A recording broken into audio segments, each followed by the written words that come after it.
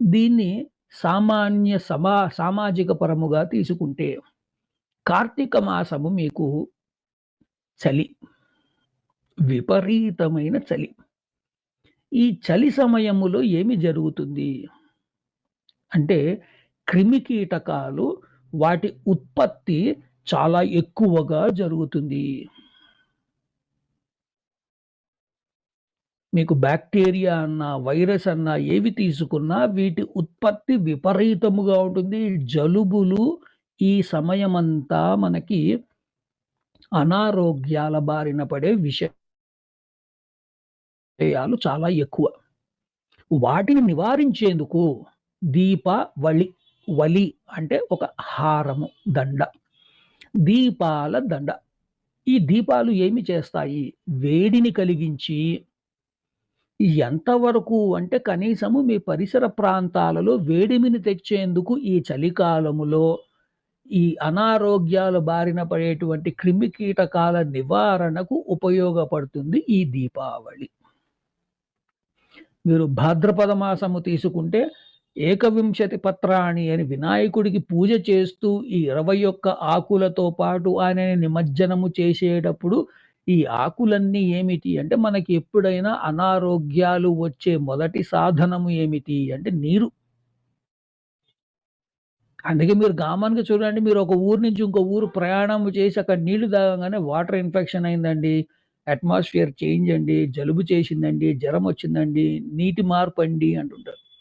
మనం ఇవన్నీ మర్చిపోయాం. కానీ మన పురాణాలు, మన సాంప్రదాయాలు మొదటి నుంచి చెప్తున్నాయి. నీటి ద్వారానే అనారోగ్యాలు మొట్టమొదటిగా జరిగేదెక్కడ అంటే నీరు, గాలి. ఈ రెండిటి ద్వారా మనకి అనారోగ్యాల బారిన పడడం చాలా ఎక్కువ. అందుకు ఆ నీటిని శుద్ధి చేసేటువంటి ఆకులని ఏమి చేశారు? వినాయకుడి పూజగా ఏకవింశతి అంటే 21 ఆకులతో వినాయకుడికి పూజ అని, ఆ ఆకులతో పాటు మట్టి వినాయకుడిని మళ్ళా నిమజ్జనము చేసి, ఈ ఆకుల ద్వారా నీటిని శుద్ధత పొందేటువంటి ఒక క్రియని చేశారు. అలా ప్రతి పండగకి మనకి ఒక సాంప్రదాయమైనటువంటి వృత్తాంతము, సామాజిక పరమైనటువంటి ఒక సమాజానికి ఉపయోగపడేది, దోహదపడేటువంటి కొన్ని క్రియలు పూజ ద్వారా కలిగించారు. ఇప్పుడు నేను వెళ్లి ఆ 21 ఆకులని సేకరించి నదిలో వెయ్యరా అంటే ఎవడు వేయడు. నేను కాదులే ఇంకోళ్ళు చూస్తారులే. నేనేం వేస్తాను, వేమన దివ్య గారికి చెప్తాను. లేదు వాళ్ళు చేస్తారులే. ఈ పని చేస్తాం. అదే దేవుడి పూజ అనంగానే ఏమి చేస్తాం? హడావిడిగా వెళ్ళి మా ఇంట్లో గూడా వినాయకుడిని పెట్టుకోవాలి, మా ఇంట్లో గూడా దీపాలు వెలిగించుకోవాలి.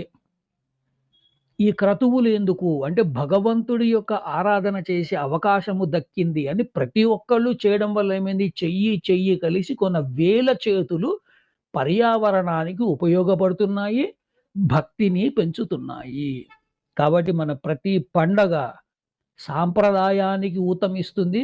ఇటు సమాజానికి కూడా దోహదపడేటువంటి పండగలే తప్ప డబ్బు ఖర్చులు అంటే మీరు దాన్ని దుబారా చేసుకుంటున్నారు.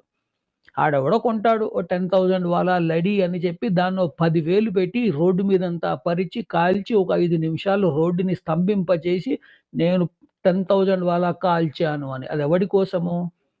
నీ దగ్గర ఉన్న ధనాన్ని చూపించుకునేందుకు నువ్వు చేసిన ప్రక్రియ తప్ప, నువ్వు కూడా పనికి సమాజానికి ఉపయోగకరమైన పని చేయలేదు. మీ సందేహానికి నివృత్తి చేశాననుకుంటున్నా.